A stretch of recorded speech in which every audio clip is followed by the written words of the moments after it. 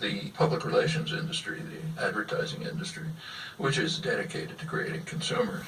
It's a phenomenon that developed in the freest countries, in Britain and the United States.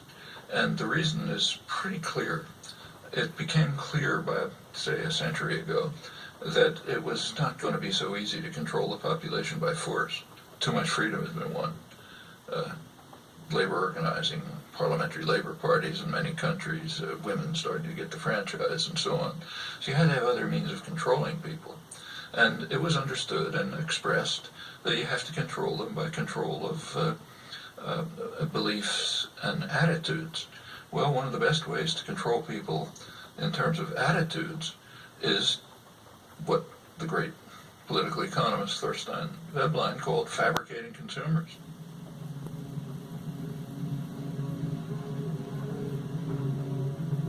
If you can fabricate wants, make obtaining things that are just about within your reach, the essence of life, they're going to be trapped into becoming consumers. You read the business press, say, 1920s, it talks about the need to direct people to the superficial things of life, like fashionable consumption, and that'll keep them out of our hair.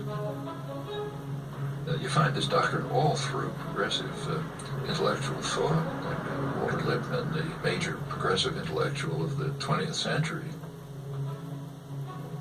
He wrote famous progressive essays on democracy, in which his view was exactly that. The public must be put in their place so that the responsible men can make decisions without interference from the bewildered herd. There to be spectators, not participants, then you get a properly functioning democracy. Straight back to Madison and on to Powell's memorandum and so on. And the advertising industry just exploded with this as its goal, fabricating consumers.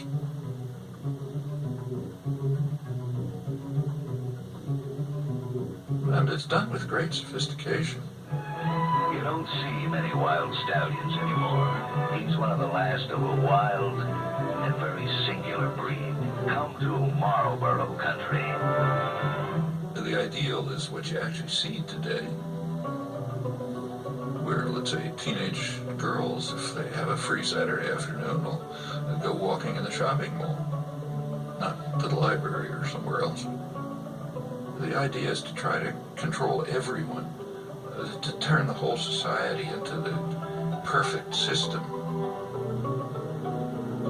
A perfect system would be a society based on a dyad, a pair. The pair is you and your television set, or maybe now you and the internet, in which that presents you with what the proper life would be, what kind of gadgets you should have. And you spend your time and effort gaining those things which you don't need and you don't want, and maybe you'll throw them away.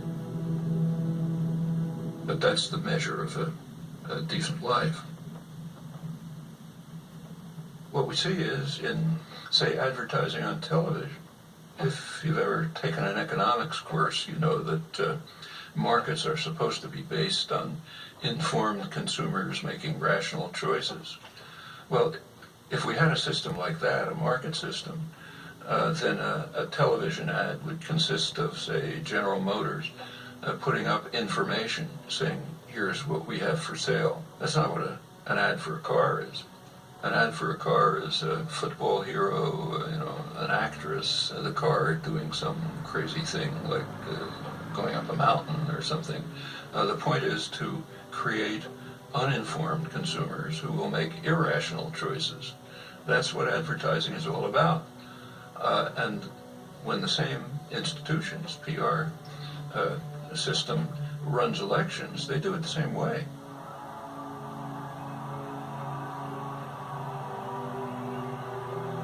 They want to create an uninformed electorate which will make irrational choices, often against their own interests. And we see it every time one of these extravaganzas take place. Right after the election, President Obama won an award from the advertising industry for the best marketing campaign, and it wasn't reported here. If you go to the international business press, executives were euphoric. Now, they said we've been selling candidates, marketing candidates like, toothpaste ever since Reagan. And this is the greatest achievement we have. I don't usually agree with Sarah Palin, but when she mocks what she calls the hopey-changey stuff, she's right. First of all, Obama didn't really promise anything. That's mostly illusion. You go back to the campaign rhetoric and take a look at it. There's very little discussion of policy issues, and for very good reason, because public opinion on policy is sharply disconnected from what the two-party leadership and their financial backers want. Policy, more and more, is focused on the private interests that fund the campaigns, with the public being marginalized.